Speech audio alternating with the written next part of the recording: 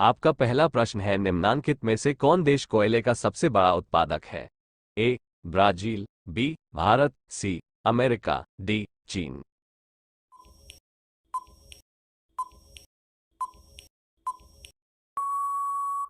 आपका सही जवाब होगा सी अमेरिका। आपका दूसरा प्रश्न है, इनमें किसको जापान का मैनचेस्टर कहा जाता है?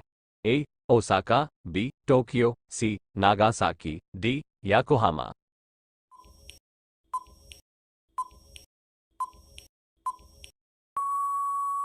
आपका सही जवाब होगा ओसाका।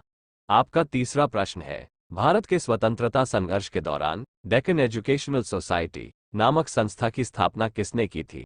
ए जवाहरलाल नेहरू, बी रविंद्रनाथ टैगोर, सी बाल गंगाधर तिलक, डी व्योमेश चंद्र बैनर्जी।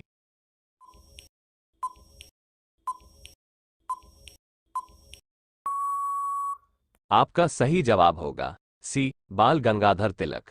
आपका चौथा प्रश्न है, 1857 के गदर के समय भारत का गवर्नर जनरल कौन था? A Lord Canning, B Neil Armstrong, C John Mathai, D अन्य।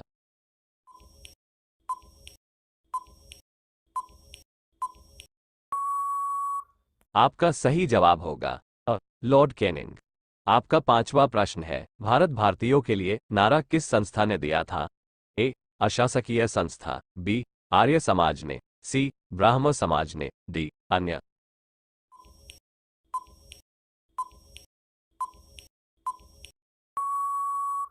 आपका सही जवाब होगा बी आर्य समाज ने।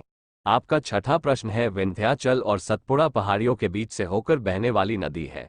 ए नर्मदा, बी सिंधु नदी, सी कोसी, डी गोदावरी।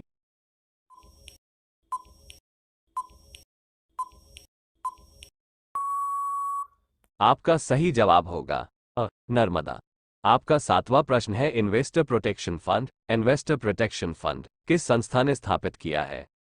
पूंजी मुद्दे ने, बी डीएलएफ ने, सी सेबी ने, डी अन्य।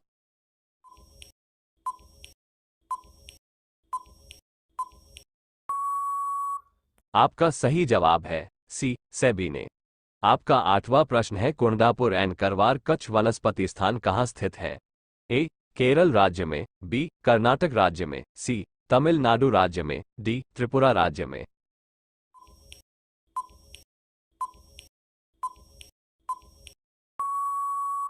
आपका सही जवाब होगा बी कर्नाटक राज्य में।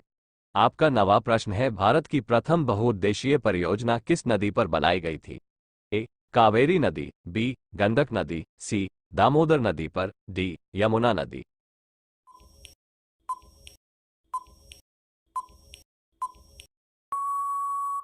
आपका सही जवाब होगा सी दामोदर नदी पर। आपका 10वां प्रश्न है, भारत में प्रथम स्थापित परमाणु संयंत्र एटॉमिक प्लांट कौन सा है? ए तारापुर परमाणु संयंत्र, बी कैटेनोम परमाणु संयंत्र, सी कुडनकुलम परमाणु संयंत्र, डी अन्य।